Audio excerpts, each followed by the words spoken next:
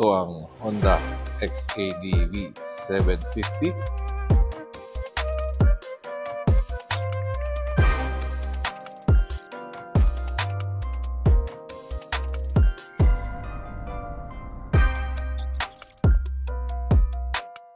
Sa kaliwa ang 2023 model, brand new. Sa kanan ang bagong 2025 model. Nagtataka kayo, bakit dalawa sila ngayon? Kasi ito, ang bagong 2025 at ito, ang 2023. Ang 2024 kasi, parehas lang ng 2023 model.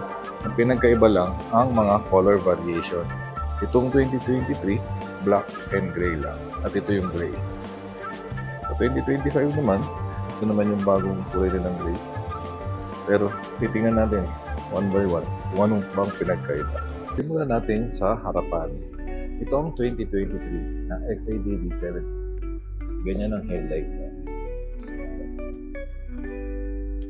At ang signal light niya ay nandiyan. Double disc brake. Ang caliper niya ay hinisin. Sa 2025 naman, ito ay tsura ng headlight.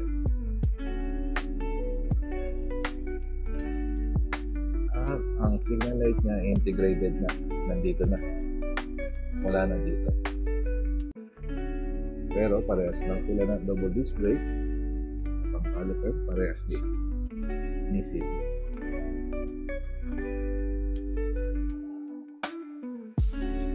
Ito naman tayo sa adjustment ng windshield. Yung windshield niya, parehas pa rin pinupull at manual. Pero may handle na dito.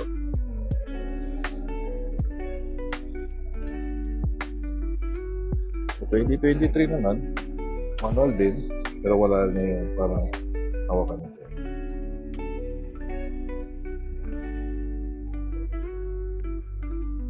Sa upuan naman ng 2023, ganyan.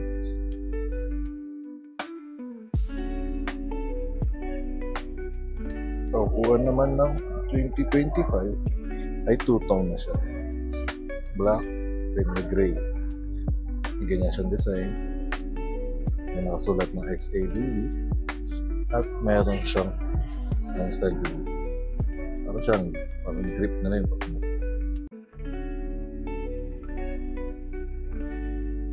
Switch control naman sa handlebar. Ito sa 2023. Dito yung sa transmission ng DCT, neutral, drive, automatic or manual. Ito naman ang handbrake at start button at kill switch. Sa kaliwa naman, mode button, high pass, plus ng DCT, minus ng DCT, signal light or hazard, and function tsaka navigation para kung anong gagawin mo sa meter panel. Dito rin naman ang fuel button para bubukas to. Dito rin sa seat at ito naman sa ignition. Keyless nga pala siya. Sa 2025 naman, parehas pa rin, may handbrake dito, kill switch and start button, pero yung switch ng DCT niya iba na. Drive, manual, then neutral. Then dito na yung hazard niya. Kaya nailipat dito dahil itong 2025 model ay may cruise control na. Ito yung pass and high beam, DCT plus, DCT na minus. Ang DCT pala, pag minannual mo, dito ka lang magkakambyo. Plus, minus. Ito naman ang cruise control. Matatanong nyo kung ano ang cruise control. Ang cruise control ay para sa highway lamang o mga expressway pag dire-diretso lang. Kasi hindi mo na kailangan mag-throttle. Ipili ka lang ng speed. Pag anong speed na napili mo, alam ko may minimum na speed. Pag napili mo na yung speed mo, magtutuloy-tuloy lang yung speed na yun. Kunwari 60 km/h at hindi mo na kailangan mag-twist ng throttle para iwas ngawi. Ang last na napansin ko, yung swing arm dito ay black sa 2023. 2025 naman ay silver.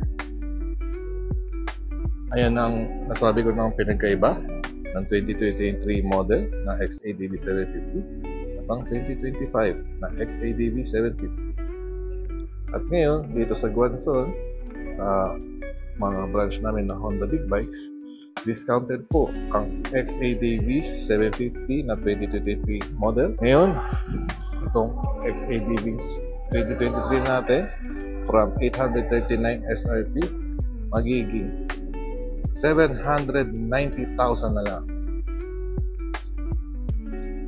At itong XADV 750 na 2025 model ay ating SRP 849,000.